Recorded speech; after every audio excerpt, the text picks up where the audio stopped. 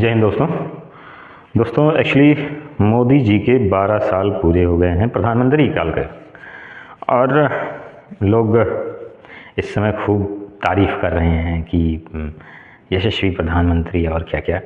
तो इन तारीफ़ों को सुन के मुझे रहा नहीं गया, मैंने सोचा मैं भी कुछ तारीफ़ कर दूं। और हमने एक छोटी सी मोदी लीला की रचना की है। तो मोदी लीला को हम आपके सामने रखने का प्रयास करेंगे, और अगर अच्छा लगे तो मेरी भी तारीफ़ कर दीजिएगा। तो मोदी लीला है, मोदी लीला को हम 2 चरणों में बांट के देखेंगे। पहला चरण है भिक्षाधारी, और दूसरा चरण है इच्छाधारी।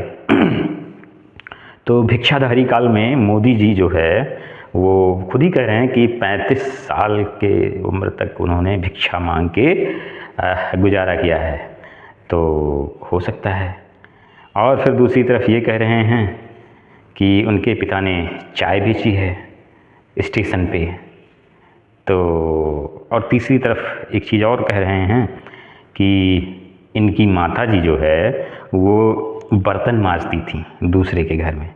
तो इन चीज़ों में अगर एक तार्किक तुलना किया जाए तो देखा जाए कि ये पहले जो ऐसे फैमिली हैं जो कह सकते हैं कि आत्मनिर्भर फैमिली, यानी कि पिताजी चाय बेच रहे हैं, कुछ कमाई हो रही होगी, माता जी भी बर्तन मांज रही हैं, तो कुछ तो कमाई हो रही होगी।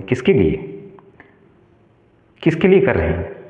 जब बेटे को भिक्षा ही मांगना है तो किसके लिए कर रहे हैं? तो ये बहुत बड़ा मोदी जी का वो है कि ये आत्मनिर्भर बने रहे, 35 साल तक भिक्षा मांगी हैं, और इसके बाद इस भिक्षा काल में सोचो, इनको बेचारे को भिक्षा मांगने के लिए अमेरिका तक जाना पड़ता था। इनके जो पिक देखेंगे सोशल मीडिया में, वो खुद ही कह चुके हैं कि ये जब ना प्रधानमंत्री थे ना मुख्यमंत्री थे, तो उस काल में भी ये अमेरिका का दौरा कर चुके हैं। तो इनको भिक्षा मांगने के लिए अमेरिका तक जाना पड़ा था, सोच सकते हैं। तो ये भिक्षा काल था इनका, जैसे तैसे गुजरा। आरएसएस का ज्वाइन किया था, फिर इनको मौका मिला सीएम पद का, गुजरात के सीएम पद का, और इसी बीच 2002 में गुजरात का गोधरा कांड हो जाता है। यहाँ से अब इनका शुरू होता है इच्छाधारी काल। भिक्षाधारी काल से ये निजात पा गए, अब ये सीएम बन गए, तो ये जिस इच्छा में चाहते थे उस इच्छा में अपने आप को बदल लेते थे। तो गोधरा कांड में हुआ और तमाम जाने गई। इनके ऊपर आरोप लगे बेचारे के। इनको अटल जी ने नसीहत भी दी कि राजधर्म का पालन कीजिए, जैसे तैसे बरी हुए। और लेकिन एक चीज़ जो इनके हाथ लगी वो है हिंदू मुस्लिम, और ये गुजरात में हिंदुओं के मसीहा बन गए। दूसरी तरफ गुजरात जो वास्तव में ऐसे पोजीशन पे है, जो पोर्ट है जहाँ आयात निर्यात हो रहे हैं, मैन्युफैक्चरिंग वगैरह सब कुछ, तो ऐसे क्षेत्र का डेवलपमेंट होना ही है बस। तो हुआ डेवलपमेंट, और इनका राज्य बन गया एक मॉडल, गुजरात मॉडल। इनकी तारीफ़ें होने लगी, और धीरे धीरे करके और इनका वर्चस्व बढ़ता गया बीजेपी में और भारतीय राजनीति में। और धीरे धीरे करके ये 2012-13 तक अपने प्रसिद्धि के पीक पर थे, सीएम काल के। और फिर उधर हो जाता है जो जंतर मंतर या वहाँ दिल्ली में धरना हुआ, तो कांग्रेस के खिलाफ 2G घोटाला और क्या क्या घोटाला, इन सब को लेके, जिसके सूत्रधार थे जो कैग उस समय के थे विनोद राय। तो कुछ श्रेय उनको भी जाएगा तख्ता पलट करवाने में।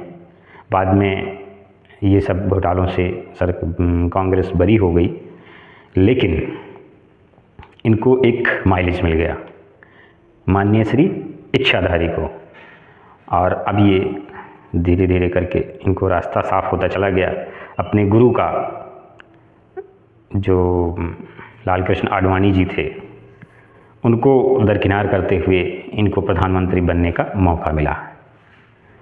तो खैर देख ही रहे होंगे आप लोग, इनके इच्छाधारी काल में इन्होंने कितने पोशाक बदले, कितने क्या क्या बदले, कितने रंग बदले। जहाँ जाते हैं वहीं का इनको कहते हैं कि हम अगर बचपन से हमारी ये इच्छा थी कि हम ये बने और यहाँ काश मेरा जन्म यहाँ होता, ये सब करके ये मतलब अपनी इच्छा को ये ऐसे प्रेजेंट करते थे कि जैसे बस ये जहाँ जिनसे बात कर रहे हैं बस उन्हीं के हैं। तो ये एक तरीका होता है दूसरे को अपनाने का या दूसरे को अपने से अब जोड़ने का, तो ये अच्छे तरीके से जोड़ लेते हैं। एक तारीफ़ मैं इनकी करूँगा और कि ये बहुत अच्छे से गले वले लगाते हैं जहाँ भी जाते हैं। अभी हाल ही में गए थे और पश्चिम एशिया में, वहाँ पे शाह को कितने आदर से गले लगाया था दौड़ के। बस एक गलती, जो गलती क्या कह सकते हैं, ये भी इनकी इच्छा ही थी कि एप्स्टीन में इनको मौका मिला शामिल होने का। एप्स्टीन जो आइलैंड है और वहाँ पे इन्होंने एक मुकाम बनाया उन लोगों के बीच जो खरबपति हैं, जिनके पास अथाह पैसे हैं। उन लोगों के बीच इन्होंने अपना एक मुकाम बनाया और एकमात्र ऐसे चाय बेचने वाले गरीब परिवार से आने वाले व्यक्ति जिनका नाम एप्स्टीन फाइल में शामिल हुआ। ये भी इनकी 18 घंटे मेहनत करने के जो प्रतिफल हैं वो हैं। तो हम कह सकते हैं कि ये है इनका इच्छाधारी का। बेचारे जैसे तैसे 320 बार इनका नाम आया है कि ये 320 बार यहाँ भ्रमण कर चुके हैं। सोचो 18 घंटे मेहनत करने के बाद इस युग पुरुष के पास कैसे टाइम मिलता होगा एप्स्टीन वाली जगह में जाने का। और खैर इन्होंने वो भी जिम्मेदारी बहुत बेहतरीन ढंग से निभाई। तो ये था मोदी जी का सफ़र। और 12 साल तक आते आते इन्होंने पता नहीं कितनी मस्जिद गिरवाए, मंदिर बनवाए, मंदिर भी तोड़वाए। लेकिन खैर भाई युग पुरुष हैं, इच्छाधारी हैं, तो इतना तो बनता ही है, मंदिर तोड़ ही सकते हैं। तो खैर इनकी राजनीति ज़्यादातर सिमट के आ जाती है मंदिर मस्जिद पे, मंगल सूत्र पे और क्या क्या। इनको कभी प्रेस कॉन्फ्रेंस का मौका नहीं मिला बेचारे को। और ये अब इनकी तुलना, ये अपनी तुलना करवाते हैं नेहरू जी से। नेहरू जी के काल को ये कह रहे हैं कि हम इनसे ज़्यादा कार्यकाल तक प्रधानमंत्री रहे। खैर जोड़ने का सबका अगला अलग अलग ढंग है। नेहरू जी का अगर जोड़ लीजिए 1947 से लेके 1964 तक, और इनका जोड़ लीजिए 2014 से 2029 तक जोड़ लीजिए, मान लो कि 29 तक रहेंगे, तो दोनों में अंतर समझ में आ जाएगा। 47 और 64, ये 17 साल हो गया, 17 साल हो गया। और इनका हो गया 14, ये 15 साल तक रहेंगे, 29 तक रहेंगे, 15 साल तक रहेंगे।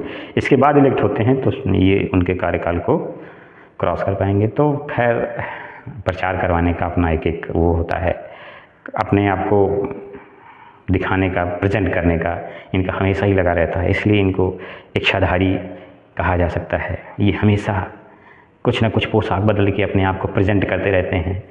इस मतलब देखा जाए तो ये प्रधानमंत्री कम किसी कंपनी का जो क्या कहते हैं ब्रांड एम्बेसडर होता है वो ज़्यादा लगते हैं।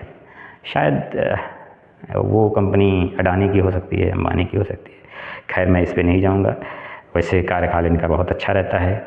इनकी सड़कों को बहुत खूब सराहा जाता है। ये सड़क बनवाने में मतलब जो इनके मंत्री हैं गडकरी जी, सड़कों को या जो कुछ इन्होंने बनाया और खैर उसका जो बनाने का इनका जो क्वालिटी होता है उस पर कोई चर्चा नहीं करता है, बस क्वांटिटी पे चर्चा करता है कि इतना बनवाया उतना बनवाया। लेकिन क्वालिटी जब देखा जाए तो क्वालिटी के चक्कर में ये मात खा जाते हैं बेचारे। इनकी क्या गलती है, वो सभी इंजीनियर जाने।